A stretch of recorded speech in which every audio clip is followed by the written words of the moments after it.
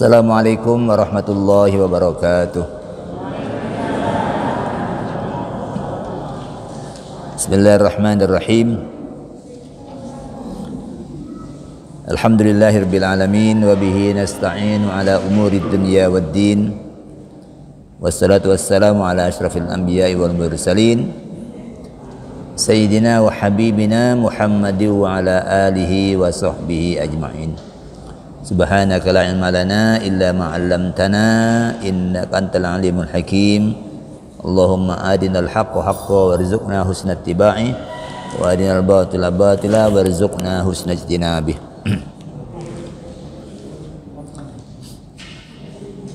Para jamaah, Bapak Ibu sekalian rahimakumullah. Alhamdulillahirabbil alamin. Pagi hari ini kita kembali mendapatkan anugerah Allah untuk bisa hadir di rumahnya untuk salat subuh, dan kemudian kita manfaatkan waktu untuk memperbanyak iktikaf.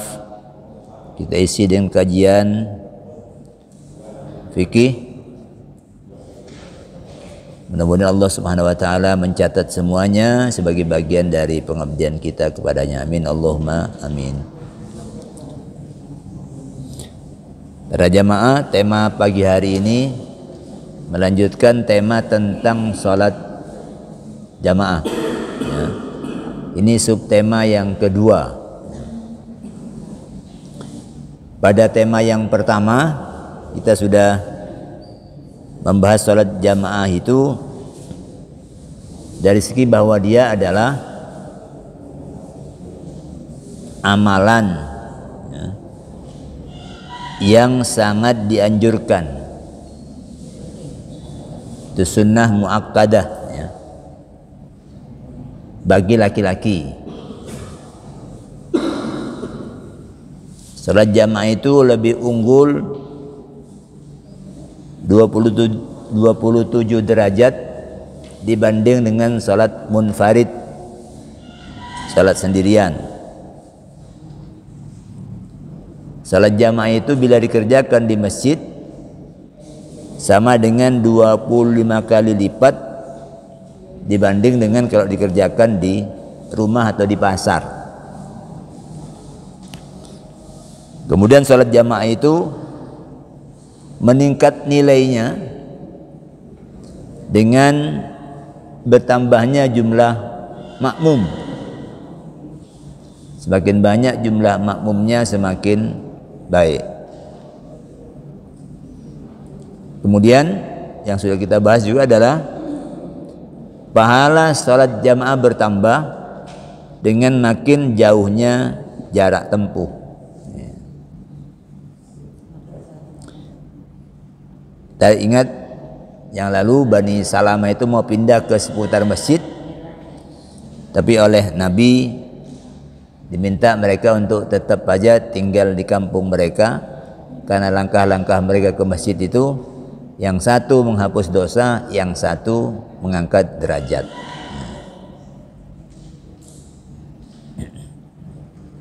Nah, untuk perempuan Nabi membolehkan sholat jamaah di masjid, tetapi beliau tidak menekankannya. Di samping itu beliau mengingatkan laki-laki, suami, untuk tidak melarang perempuan atau melarang istrinya untuk pergi ke masjid. Itu segi-segi yang sudah kita bahas pada kajian yang lalu. Nah sekarang ada beberapa segi yang lain tentang sholat jamaah yang akan kita bahas. Nomor satu, berjalan ke tempat sholat jamaah sunnah dilakukan dengan tenang dan wibawa.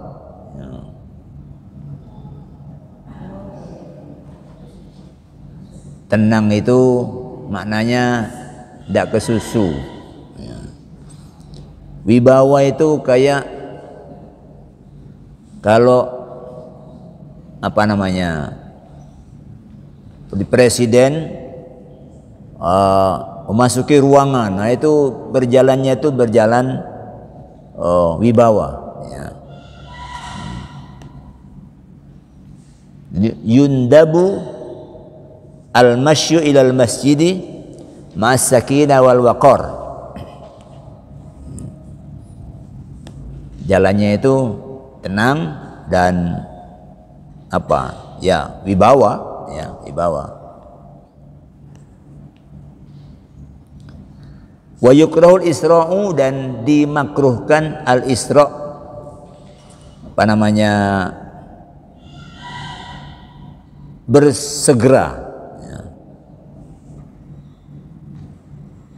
Wa sa'yu, dan jalan dengan cepat, ya.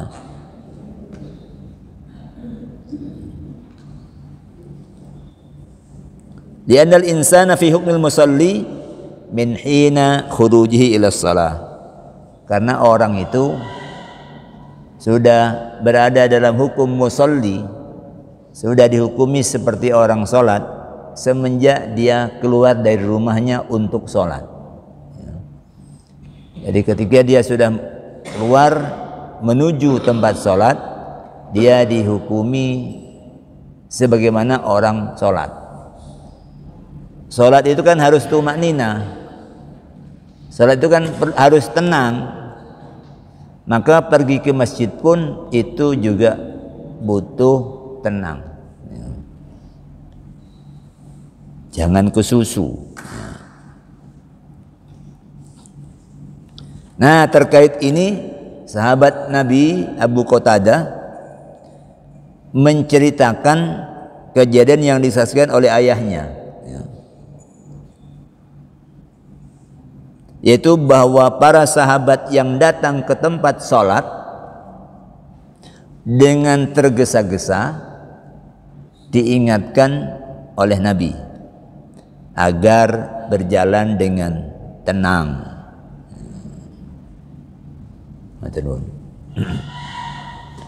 Berjalan dengan tenang.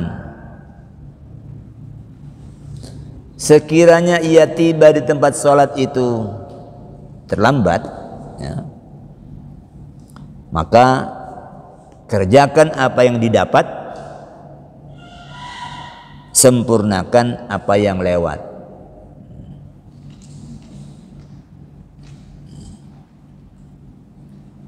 Jadi bukan lalu merayu.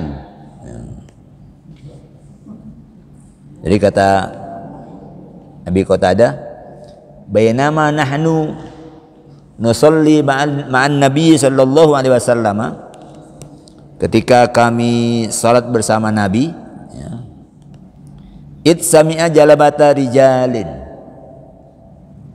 ketika beliau, ayahnya Abu Qatadah ini salat bersama Nabi, beliau mendengar kegaduhan orang-orang, ya. Falamma shalla, setelah beliau selesai salat, qala, beliau kemudian bertanya, ma sya'nukum, ada apa dengan kalian? Kok tadi gaduh? Ada apa? Qalu, mereka yang merasa terlibat dalam kegaduhan itu, istajalna ila salati, kami tadi kesusu, tergesa-gesa menuju salat jamaah ini. Ya biasa kalau tidak tenang itu mesti ada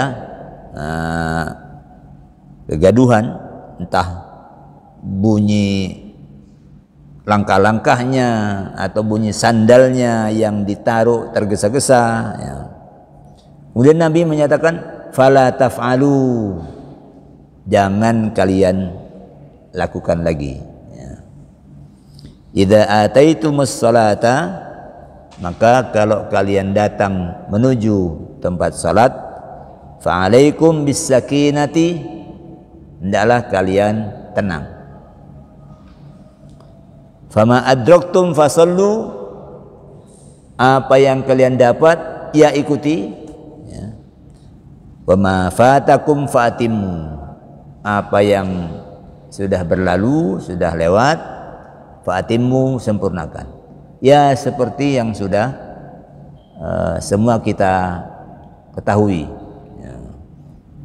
Yang itunya sudah, tapi tinggal tenangnya ini, ya. Jalan dengan tenangnya ini itu yang masih banyak orang belum mempraktekkan, ya. Belum praktekkan di mana-mana, ya.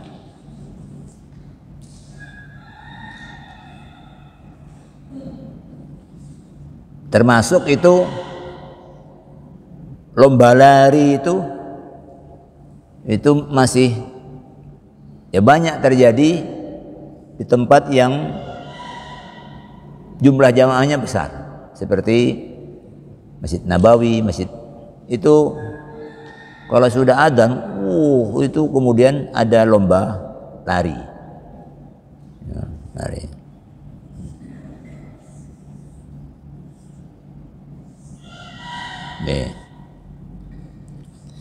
Bahkan sekalipun seruan untuk sholat sudah terdengar, ya. Idza thuwiba lis salati, sudah iqamah, ya.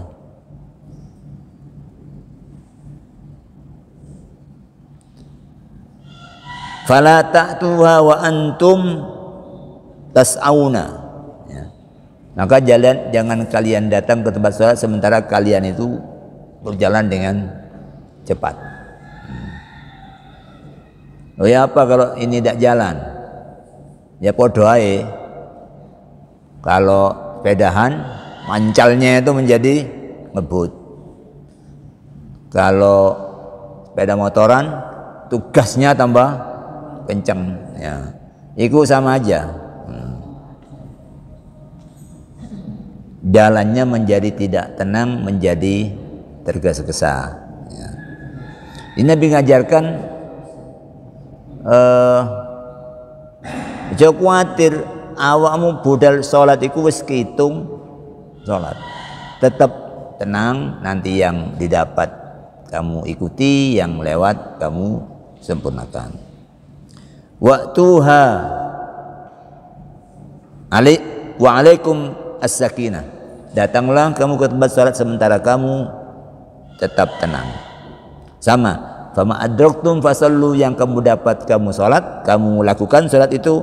Wa ma fatakum fatimmu, dan yang sudah berlalu kamu sempurnakan. Fa inna ahadakum, karena sesungguhnya salah seorang dari kamu, idza kana ya'madu ila shalah, kalau dia sudah sengaja untuk menuju tempat sholat, wa huwa fi sholatin, maka dia sudah dianggap berada dalam sholat.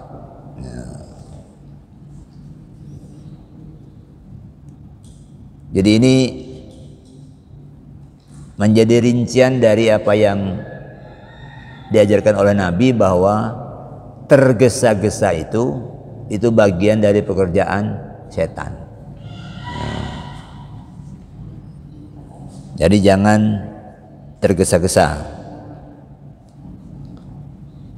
Supaya tidak ada peluang bagi setan itu untuk membuat kita tergesa-gesa, ya ikhtiarkan berangkatnya lebih awal. Tapi kalau tidak juga, karena mata itu bisa mengalahkan kita, ya. Pada satu waktu mata itu bisa mengalahkan kita. Kita sudah berniat untuk bangun jam sekian, ternyata bablas, ya. Moro-moro komat. Nah, itu Nabi ngajari, jangan kamu kemudian kebawa oleh spirit setan. Tetap tenang, kemudian berangkat, yang kamu dapat lakukan, yang belum sempurnakan. Termasuk sekiranya kamu itu hanya mendapatkan tahiyat akhir, ya, tahiyat akhir. Oke. Ini ketenangan itu penting karena biasanya ketenangan itu tercermin juga dalam kehidupan sehari-hari. Orang kupuan itu bukan hanya dalam sholat, artinya dalam menghadapi apa aja kupuh, ya, kupuh. Nah kalau sudah kupuh itu lalu kadang-kadang pekerjaan itu menjadi nggak terlaksana dengan baik. Ini pertama. Yang kedua,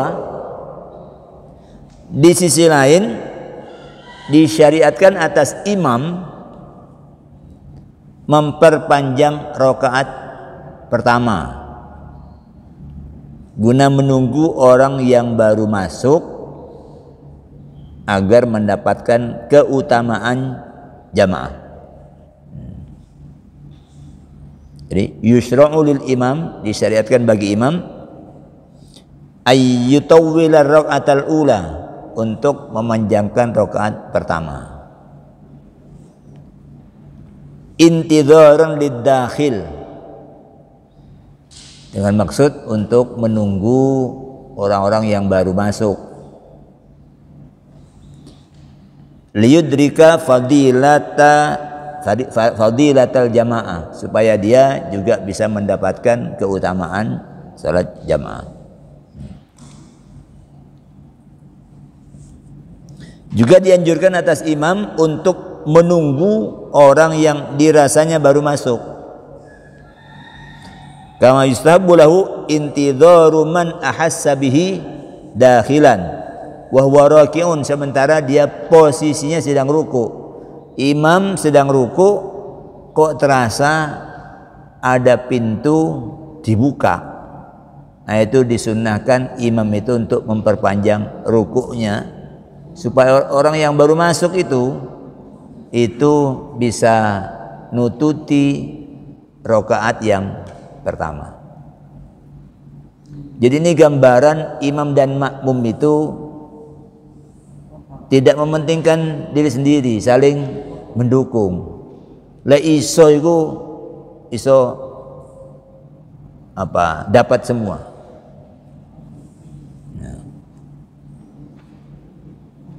Nah ini kan bendino ini, kalau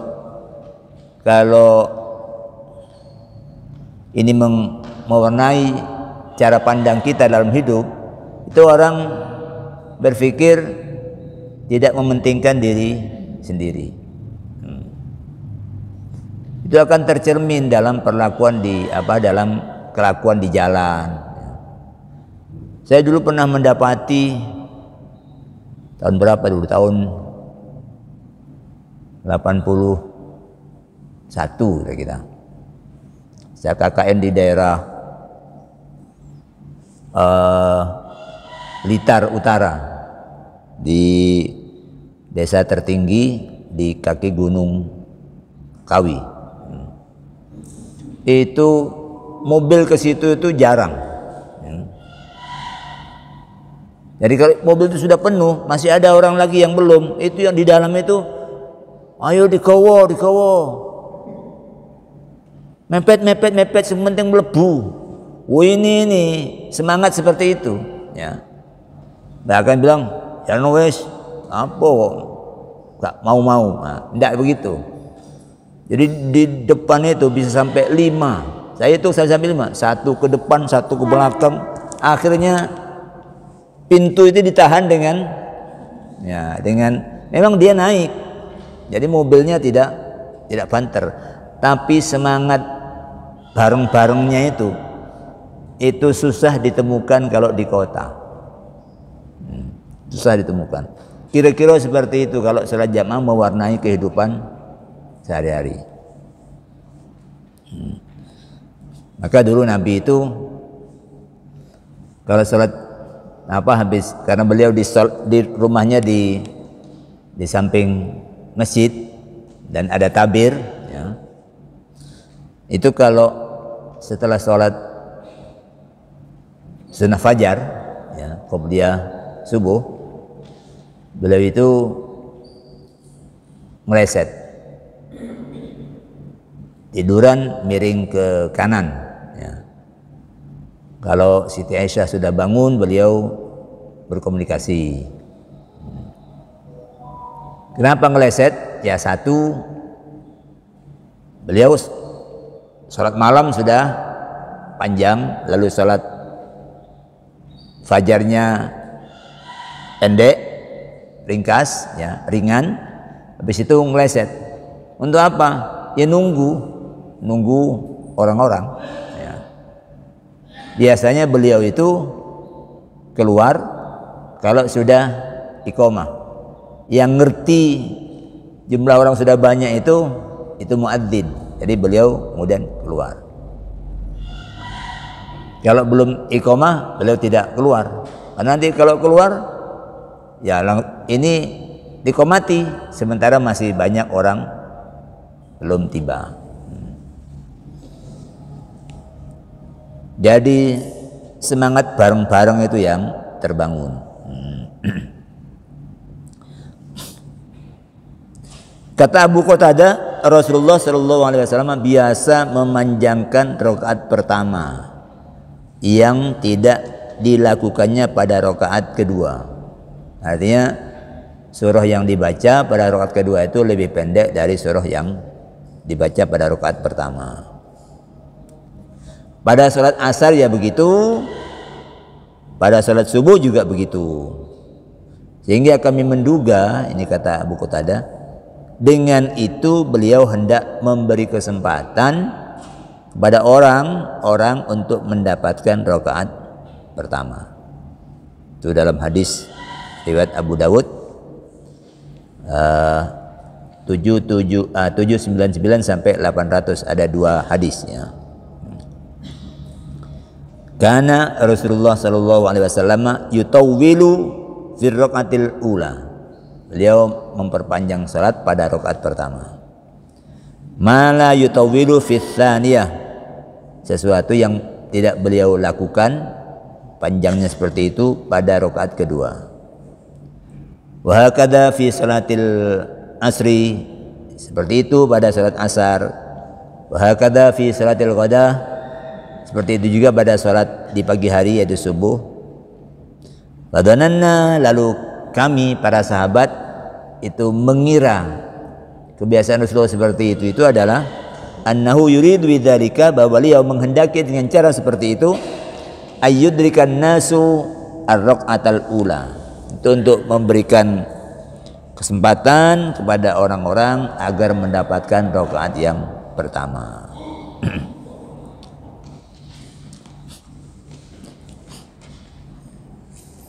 Panjangnya rakaat pertama yang dilakukan Nabi itu antara lain, ya, tergambar dalam riwayat Abu Sa'id Al-Khudri, ya. Jadi beliau menunggu itu pernah menunggu iqamah sudah diserukan, kok ada orang pergi ke kawasan Baqi, ya. Baqi zaman dulu itu ya tempat penguburan, ya tempat BAB, ya. Ya zaman lama seperti itu, karena tidak dikenal ada WC, ya. Ya zaman saya kecil dulu ya begitu. Orang cari tempat BAB itu di tempat yang tidak begitu banyak orang. Tempat yang tidak begitu banyak orang itu ya di kuburan. Ya zaman-zaman itu.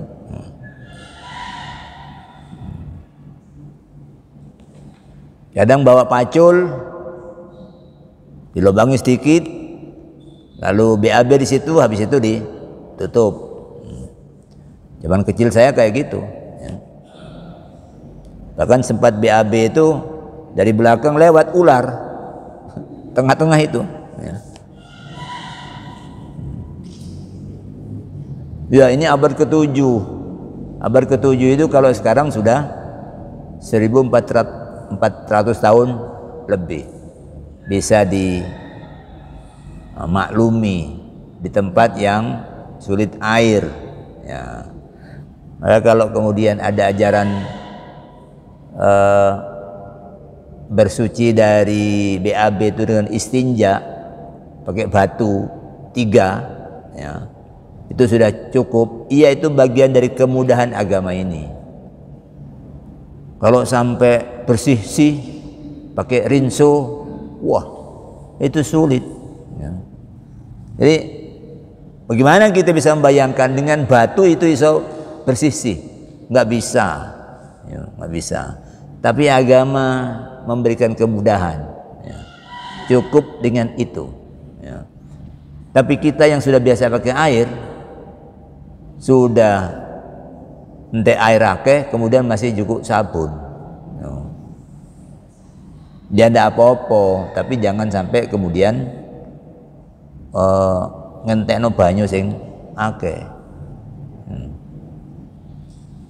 Jadi Allah menyatakan yuridullahu bikumul yusra, Allah menghendaki mudah buat kamu ya.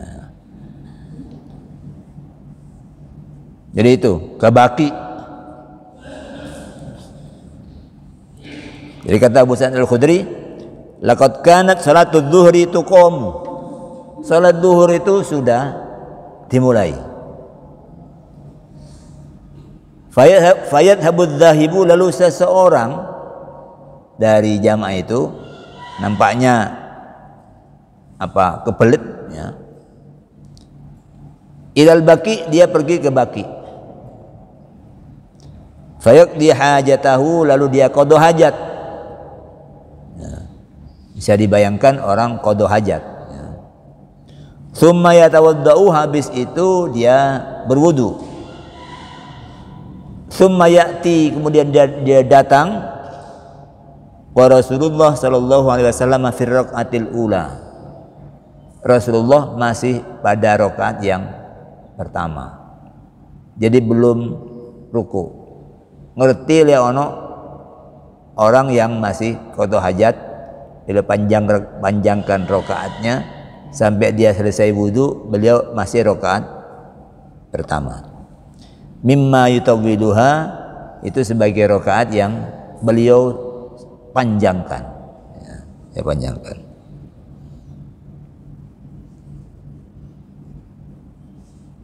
Itu salah satu wujud dari semangat untuk iso bareng-bareng, ojo ono sing ketinggalan. Kurang lebihnya seperti itu semangatnya ya.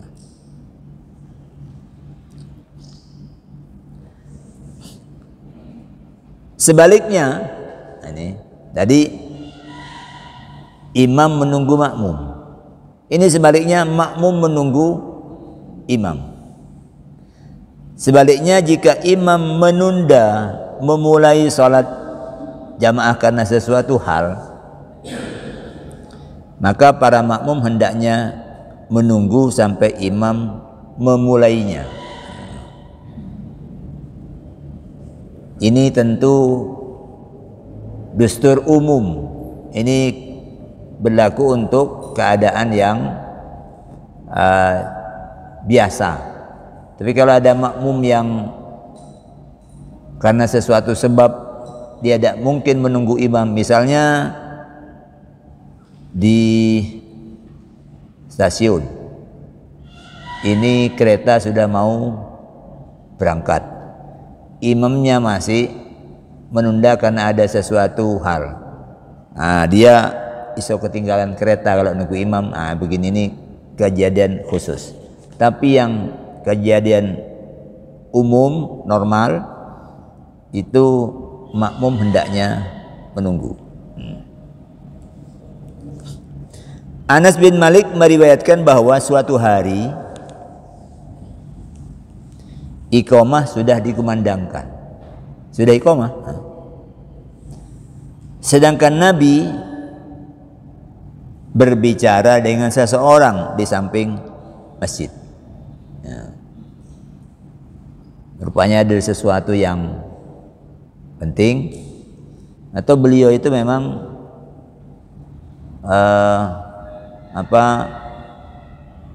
punya akhlak itu tidak meremehkan orang,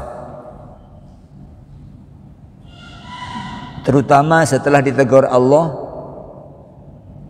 Beliau bermuka masam dan berpaling ketika Ibnu Ummi Maktum, Abdullah bin Ummi Maktum itu datang. Beliau sedang menghadapi tokoh Quraisy. Wah, ini orang penting ini, ya. Kok tiba-tiba ada orang buta datang? Rasa ganggu ae ya ono, ya. Beliau kemudian dangreken, beliau fokus pada tokoh ini. Itu ditegur oleh Allah. Maka beliau itu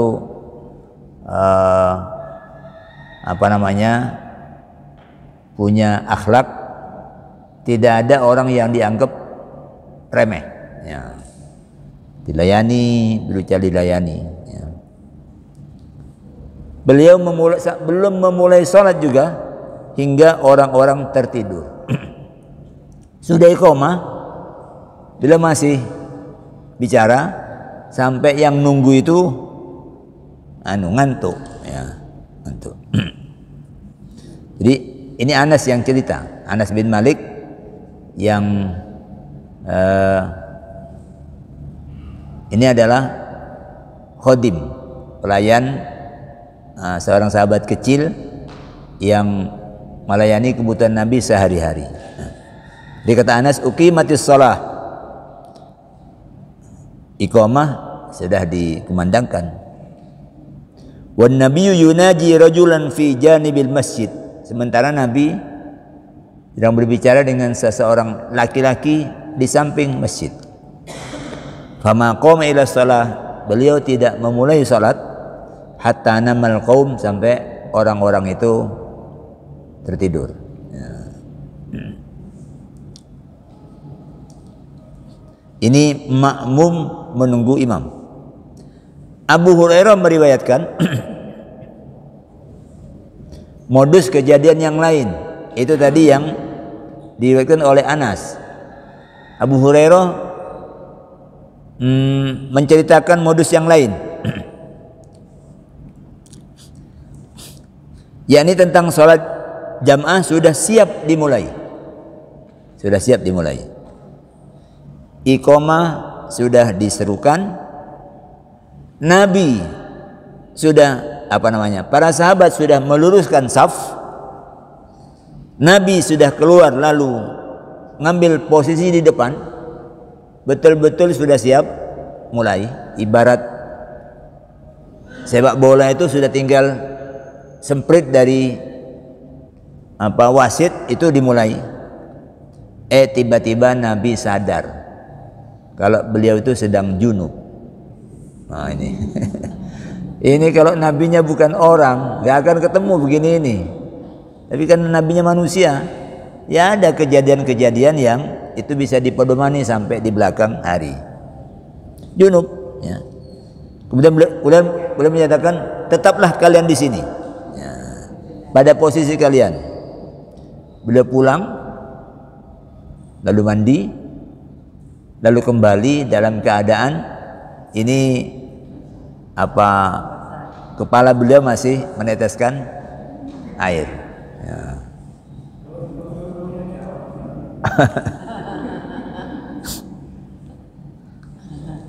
Kalau rumahnya Revin, ya apa itu?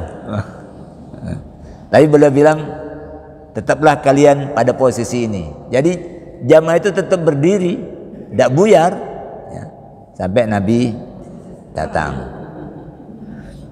Itu pola ketaatan pada pimpinan itu yang diajarkan oleh Islam melalui berbagai syariat ibadah, ya. Enggak kemudian apa Nabi ngono lali, ya, enggak ada begitu itu, ya. Namanya orang, ya, manusiawi, ya, orang. Sepanjang itu tidak, garisnya sepanjang itu tidak maksiat, ikuti. Itu kayak tentara itu. Tentara itu kalau sudah, tapi kalau disuruh maksiat jangan.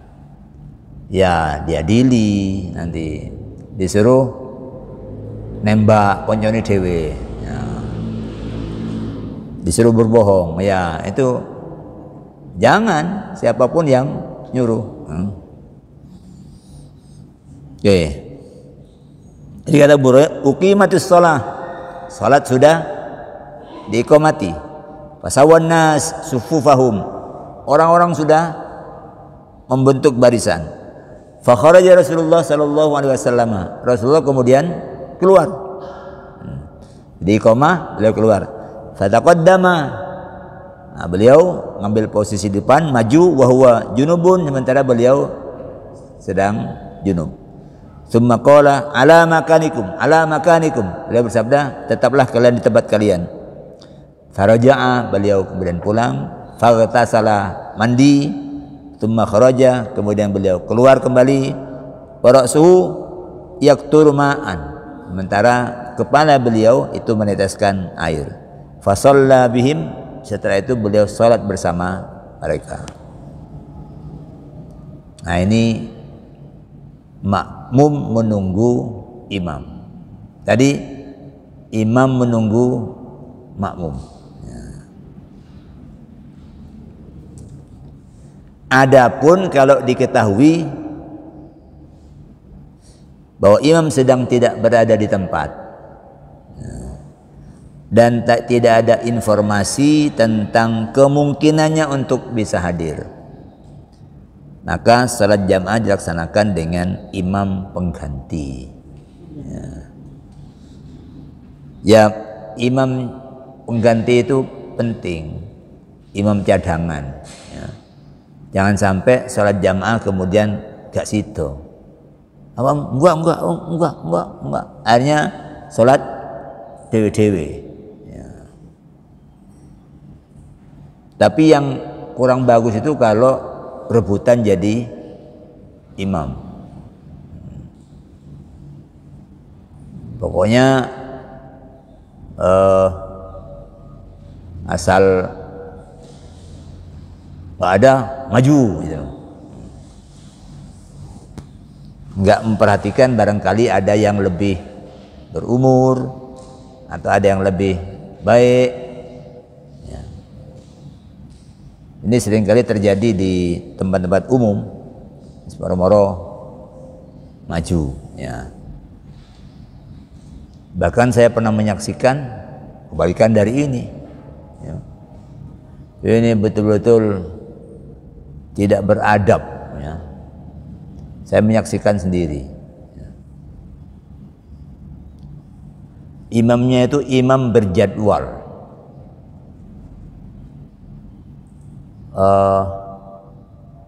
Momennya momen Ramadan, subuh, imamnya sudah hadir karena rumahnya agak jauh, sudah hadir lebih dulu dari kebanyakan makmum yang rumahnya dekat.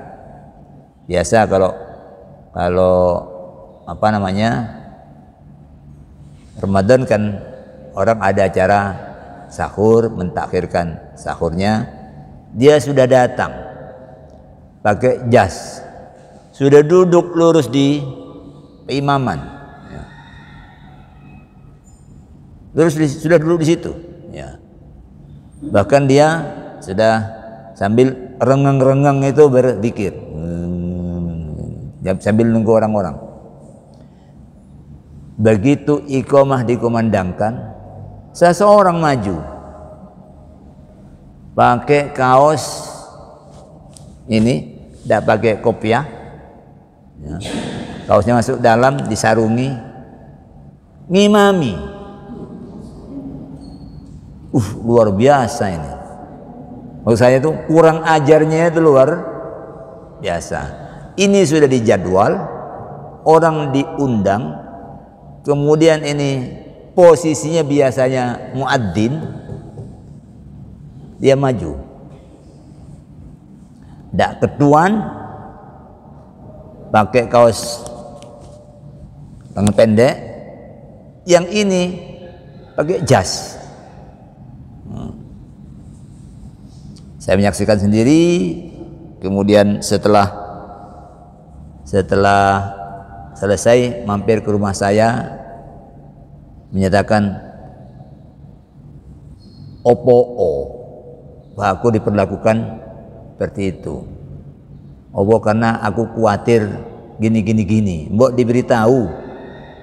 Ya, misalnya khawatir gini, mbok saya diberitahu.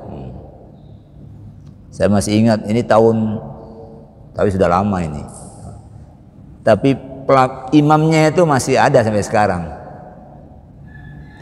Imam yang diserobot itu masih hidup.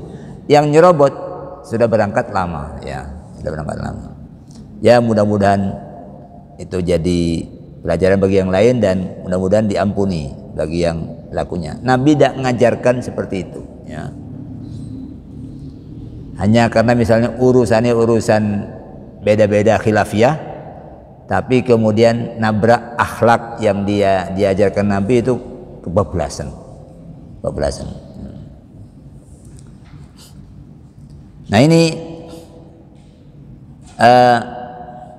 berikutnya ini, imam diketahui tidak berada di tempat dan tidak ada informasi, maka salat diimami oleh imam pengganti.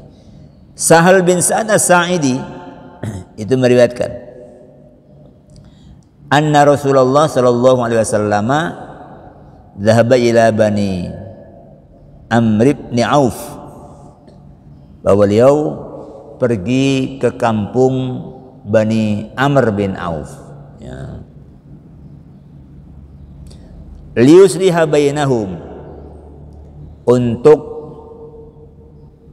melakukan islah antar mereka. Apa sebabnya kok mereka berselisih, ya? Itu saya belum mendapatkan sumber yang menerangkan itu, tapi ini ada kerenggangan antar sesama bani itu satu keturunan gitu loh. Kalau model kita itu kayak Nasution, Harahap, itu satu keturunan, satu klan, ya. Itu ada sesuatu. Nabi datang untuk mendamaikan, ya. Karena dalam Islam itu innamal mu'minuna ikhwatun, orang-orang beriman itu bersaudara. Fa aslihu baina akhawaikum, maka damaikan antara saudaramu. Jadi jangan malah dibakar-bakar. Kalau ada sesuatu, hadirlah orang yang berusaha untuk mendamaikan. Jangan kemudian tambah digosok-gosok, ya. Fa aslihu baina akhawaikum, ya. Nabi datang untuk mengislah itu. Fahanatis salah, lalu masuklah waktu sholat. Ya. Ini muadzin tahu Nabi tidak di rumah. Faja'al muadzinu ila Abi Bakrin, lalu muadzin datang ke sahabat Abu Bakar. Faqala atusolli linnas, ya. Fa'uqima, apakah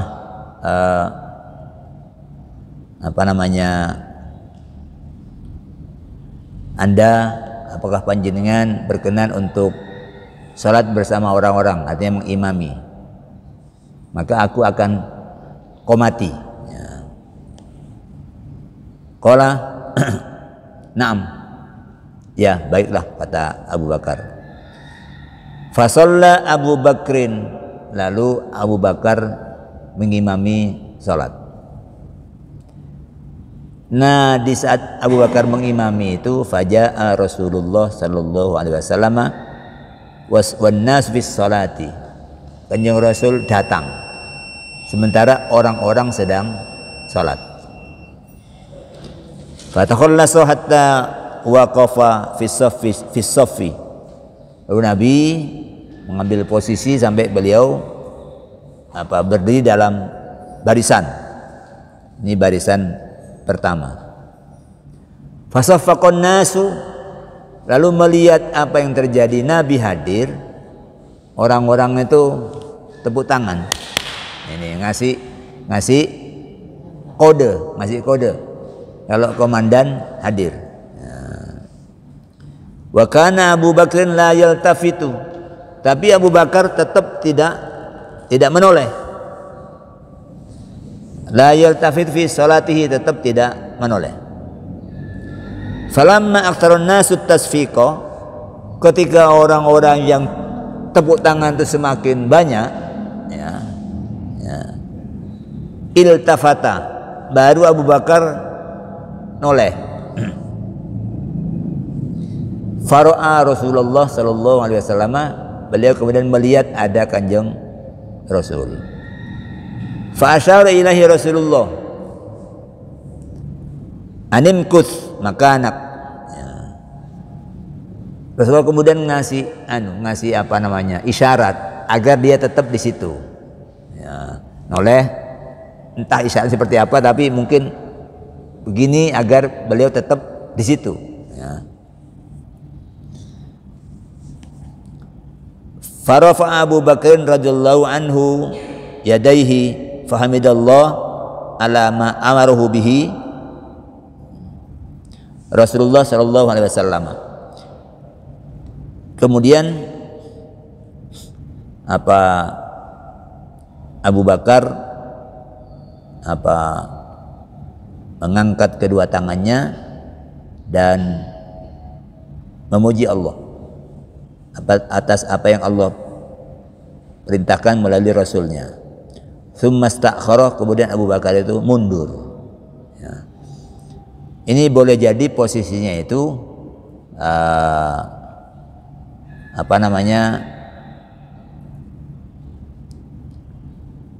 Nabi itu tidak berada di belakang Abu Bakar, tapi ada di samping, sehingga beliau dapat melihat. Jadi beliau angkat kedua tangan, alhamdulillah, alhamdulillah Rasul sudah datang, yang ditunggu-tunggu sudah datang. Beliau kemudian mundur. Padahal oleh Nabi sudah dikasih isyarat agar beliau tetap mundur, hatta stawa fi saffi, sampai beliau berada di barisan yang sama dengan Kanjeng Rasul. Wa taqaddama Rasulullah sallallahu alaihi wasallam, Nabi kemudian maju. Fa shalla, dan kemudian beliau memimpin salat. Falamman sarafa, setelah selesai, qala, Nabi bertanya, ya Abu Bakrin, wahai Abu Bakar, ma mana'aka an tathbuta fi id amartuk, apa yang membuatmu enggan, membuatmu tidak mau untuk tetap di tempatmu ketika saya suruh melakukan itu? Abu Bakar menjawab, makana libni Abi Quhafa ayyusalliya baina yaday Rasulillah sallallahu alaihi wasallam. Itu tidak layak anak laki-lakinya Abu Quhafa kok sholat di hadapan Nabi. Abu Quhafa itu ayahnya Abu Bakar yang baru masuk Islam ketika Fatu Makkah.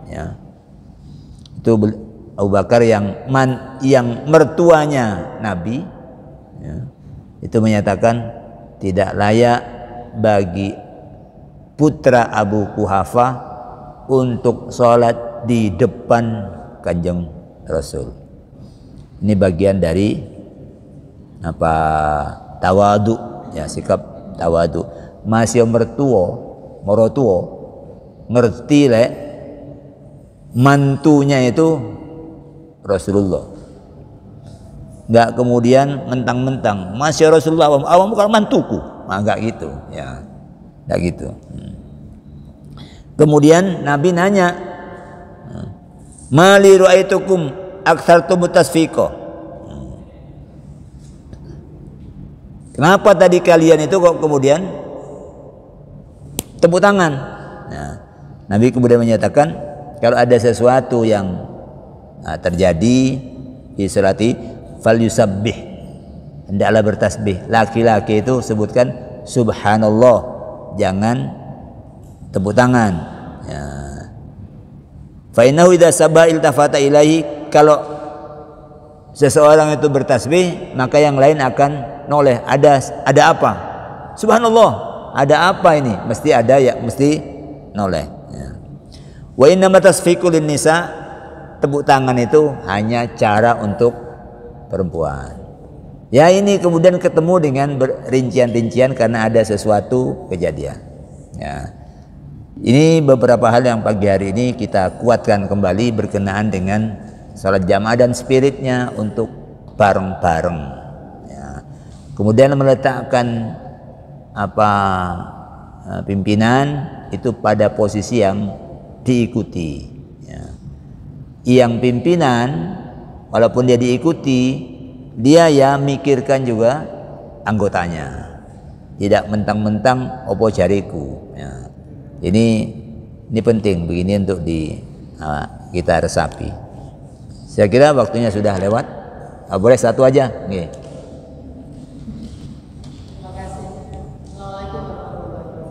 Waalaikumsalam warahmatullahi wabarakatuh.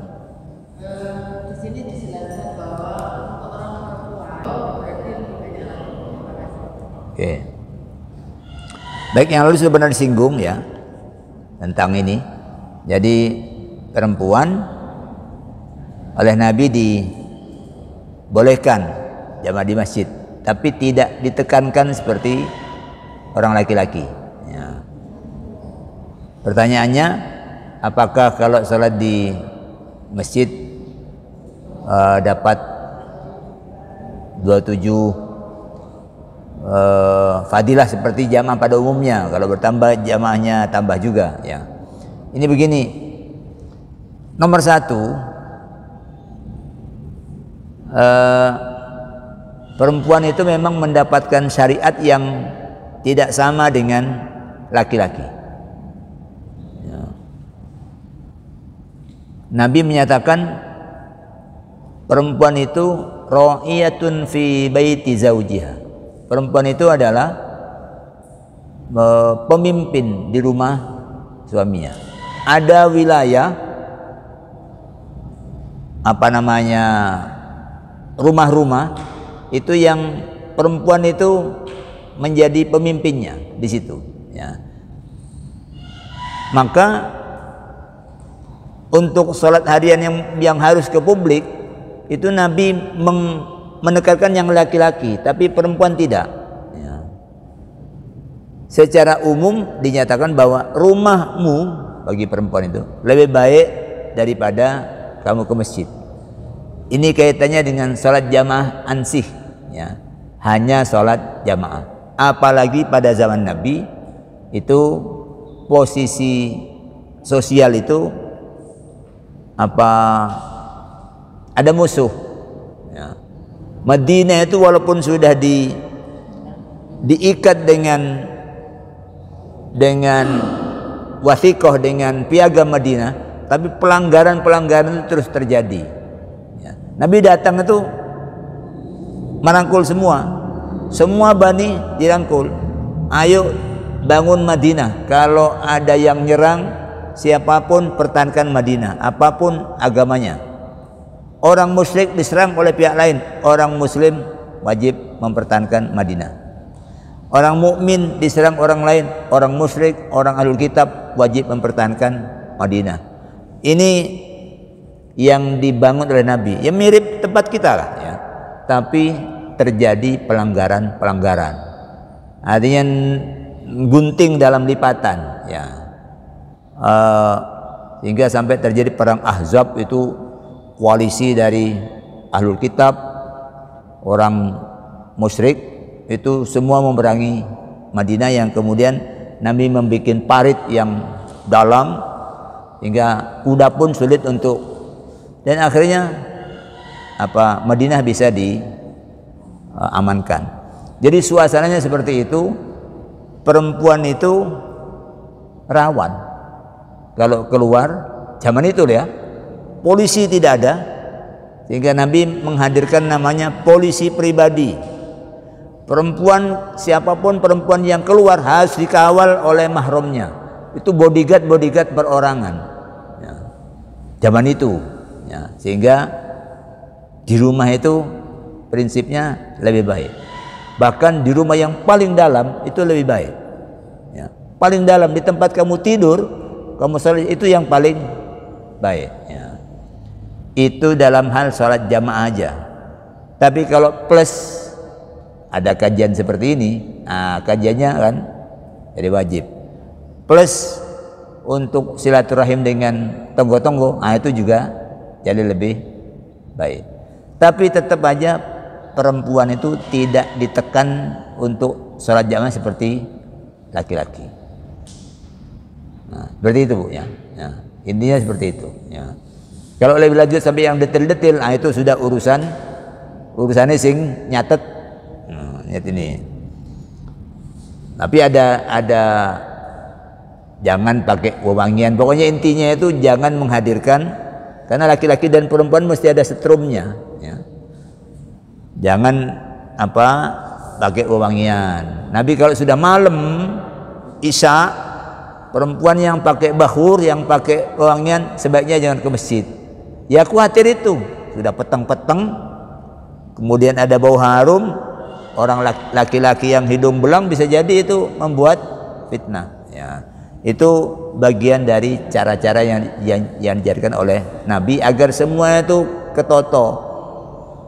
Kalau dua-duanya budal bareng, anak ini tinggal, lalu zaman sekarang moro-moro rumah kebakaran, tahu anak sudah jadi, jadi itu tetap dijaga. Tapi kan ada yang perempuan yang sudah anak-anak sudah selesai semua ya. Nah, kemudian nanti di masjid itu bisa ketemu dengan tonggo-tonggo. Nah, itu hal-hal yang bisa membuat Nabi menyatakan jangan larang. Walaupun tidak ditekankan, kalian jangan melarang istrimu untuk pergi ke masjid. Ya, pokoknya intinya itu.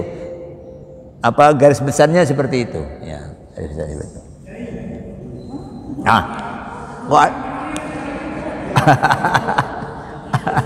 sudah ini lewatnya sudah agak panjang. Setelah ditutup aja, ya. Kenapa?